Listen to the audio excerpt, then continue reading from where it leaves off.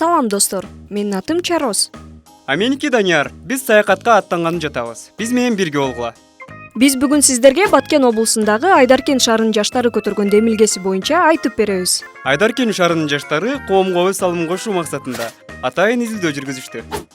Изилдөөгө 14 жаштан 28 жаш куракка чейинки 100 улан кыздар катышты. Сурамжылоого катышкандардын 68% жаштар көйгөйлөрүн өздөрү көтөрүп чыгышы керек деп жооп беришкен. Бирок изилдөөнүн жыйынтыгы көрсөткөндөй, бүгүнкү күндө шаардагы жаштардын 93% жергиликтүү бийликке көйгөйлөрүн айтып кайрылбайт.